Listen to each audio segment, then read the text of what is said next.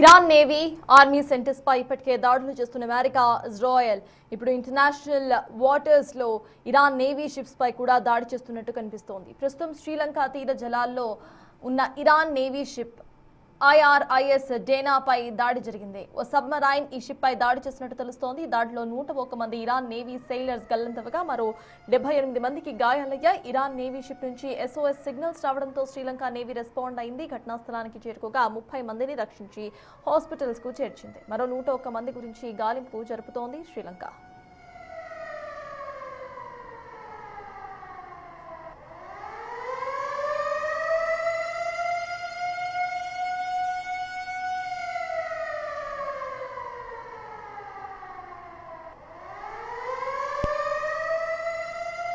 మరో విషయం ఏంటంటే ఈ ఇరాన్ నేవీ షిప్ మన వైజాగ్ నుంచి తిరిగి వెళ్తూ ఉండగా ఈ దాడి జరిగింది. ఇంటర్నేషనల్ ఫ్లీట్ రివ్యూలో పాల్గొనేందుకు ఈ షిప్ వైజాగ్ వచ్చింది. అక్కడి నుంచి వెళ్తున్న సమయంలో ఈ దాడి జరిగింది. అయితే ఈ దాడి జరిపింది అమెరికా నేవీకి చెందిన సబ్మెరైన్ అనే అనుమానాలు ఉన్నాయి. ఇదే గనక నిజమైతే శ్రీలంక తీరంలో ఆ సబ్మెరైన్ అసలు ఏం చేస్తోంది, దాని రాకను శ్రీలంక నేవీ ఎందుకు గుర్తించలేదు అనేది ఇప్పుడు తెలియాల్సిన అంశాలుగా మారాయి.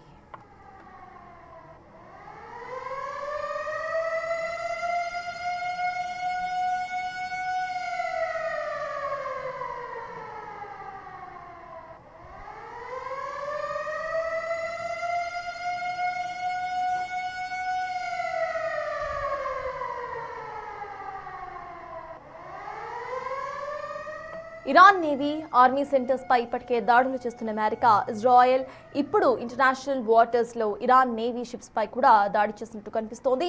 ప్రస్తుతం శ్రీలంక తీర జలాల్లో ఉన్న ఇరాన్ నేవీ షిప్ ఐరిస్ డేనాపై దాడి జరిగింది. ఓ సబ్మరైన్ ఈ షిప్ పై దాడి చేసినట్టుగా తెలుస్తోంది. దాడిలో మొత్తం 101 మంది ఇరాన్ నేవీ సెయిలర్స్ గల్లంతవగా మరో 78 మందికి గాయాలయ్యాయి. ఇరాన్ నేవీ షిప్ నుంచి SOS సిగ్నల్స్ రావడంతో శ్రీలంక నేవీ రెస్పాండ్ అయింది. ఘటనా స్థలానికి చేరుకొని 30 మందిని రక్షించి హాస్పిటల్ కు చేర్చింది. మరో 101 మంది గురించి ఇంకా గాలింపు చర్యలు అయితే జరుగుతున్నాయి. మరో విషయం ఏంటంటే ఈ ఇరాన్ నేవీ షిప్ మన వైజాగ్ నుంచి తిరిగి వెళ్తూ ఉండగానే ఈ దాడి జరిగింది.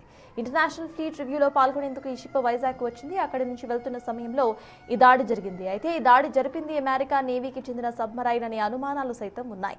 ఇదే గనక నిజమైతే శ్రీలంక తీరంలో ఆ సబ్మరైన్ అసలు ఏం చేస్తోంది, దాని రాకను శ్రీలంక నేవీ ఎందుకు గుర్తించలేదు అనేది ఇప్పుడు తెలియాల్సిన అంశాలుగా మారాయి.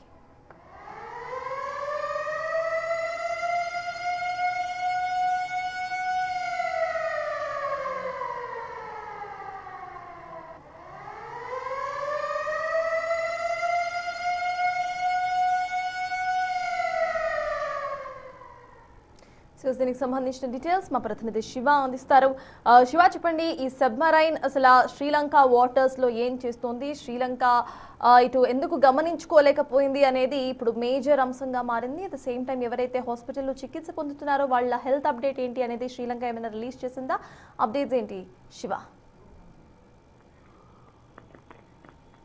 రైట్ సటాత్, ఏదైతే ఇటీవల వైజాగ్ వచ్చిన ఇరాన్ షిప్ తిరిగి వెళ్తున్న సందర్భంలో అమెరికా దీనిపై దాడి చేసినట్లుగా ప్రధానంగా సమాచారం అయితే అందుతుంది. దీనిలో భాగంగా ప్రధానంగా ఏదైతే శ్రీలంక తీరంలో ఇరాన్ నేవీ షిప్ పై దాడి జరిగింది, సబ్మెరైన్ పై దాడి జరిగినట్లుగా కూడా అనుమానాలు వ్యక్తం చేస్తున్నారు.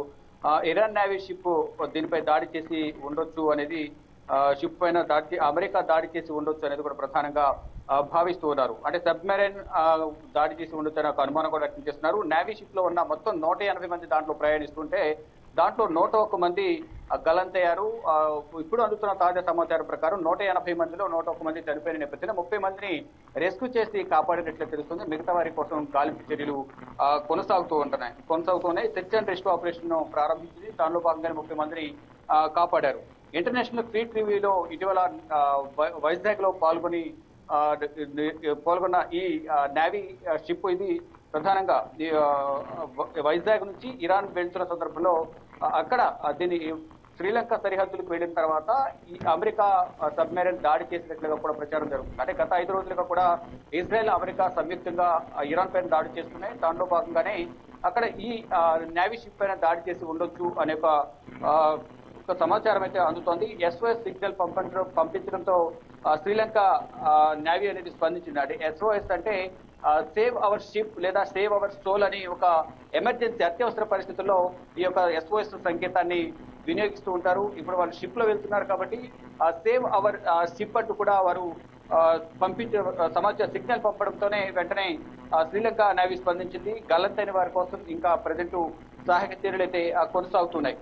మొత్తంగా ప్రధానంగా ఏదైతే ఇప్పుడు దాడులు ప్రతిదాడులు జరుగుతున్న నేపథ్యంలోనే ఇప్పుడు దీనికి సంబంధించి ఇరాన్ నేవీ షిప్ పై దాడి చేసింది. ప్రధానంగా ఇప్పుడు హర్మోజ్ జలసంధి ఏదైతుందో ఆ జలసంధి వద్ద ప్రధానంగా 11 నేవీ షిప్లను ఇటు ఇరాన్ సంబంధించిన షిప్లపై దాడి చేసిన నేపథ్యంలో అమెరికా దాడి చేసింది. 11 దాంట్లో మునిగిపోయిన పరిస్థితి కనిపిస్తోంది. అయితే ప్రజెంట్ జలసంధిని మొత్తం కూడా ఇరాన్ ఆక్రమించి అక్కడ మొత్తం ఎవరు కూడా అటువైపు రావద్దు అంటూ కూడా ఆదేశాలు జారీ చేసింది, హెచ్చరికలు కూడా జారీ చేసింది. ఇప్పుడు ప్రజెంట్ ఎక్కువ భూభాగం అనేది ఇరాన్ లో విస్తరించిన నేపథ్యంలో జలసంధి అక్కడ నుంచే ఈ చమురు నిల్వలకు సంబంధించి రవాణా రాకపోకలు అనేవి ఎక్కువగా జరుగుతూ ఉంటాయి.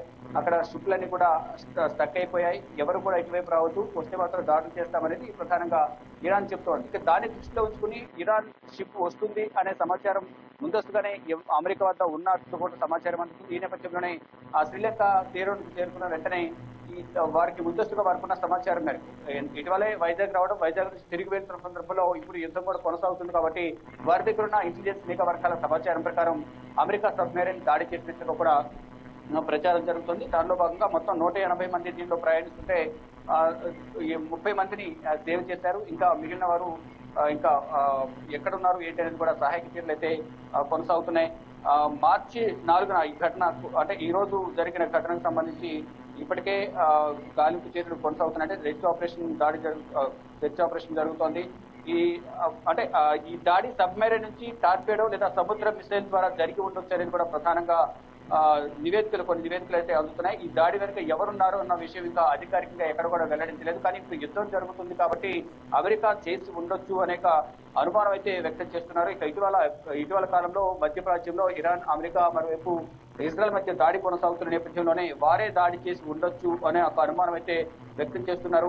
ఈ భారత మహాసముద్ర ప్రాంతంలో ఇలాంటి దాడి జరగడం అంతర్జాతీయ సముద్ర భద్రతపై ఆందోళన పెంచుతుంది అనేది కూడా అందరూ భావిస్తున్నారు. ఇరాన్ ప్రభుత్వం ఈ ఘటనపై తీవ్ర ఆందోళన వ్యక్తం చేస్తుంది. అయితే ఇక పూర్తి వివరాలను తెలుసుకునేందుకు ఇరాన్ కూడా ప్రయత్నాలు చేస్తుంది. కానీ ఇప్పుడు ఈ సందర్భంలో ఇరాన్ దాడి చేస్తున్న నేపథ్యంలోనే అమెరికా కూడా దాడి చేసి ఉండొచ్చు. అంటే మధ్య ప్రాంతీయ దేశాల మీద ఈ గల్ఫ్ కంట్రీస్ ఏవైతే ఉన్నాయో 6 గల్ఫ్ కంట్రీస్ లో మొత్తం గ్రూప్ ఆఫ్ కంట్రీస్ ఏవైతే ఉన్నాయో 6 కంట్రీస్ దేశాలు ఉన్నాయి. ఆ దేశాల మీద కూడా దీని ఎఫెక్ట్ అనేది పడుతున్న నేపథ్యంలో ఈ గల్ఫ్ కంట్రీస్ మరోవైపు అమెరికా ఇజ్రాయెల్ పై కూడా ఇరాన్ దాడి చేస్తుంది. ఈ నేపథ్యంలోనే వారికి ఉన్న ముందస్తు సమాచారం ప్రకారం అమెరికా దాడి చేసి ఉండొచ్చు అనేది ప్రధానంగా చెప్తున్నారు.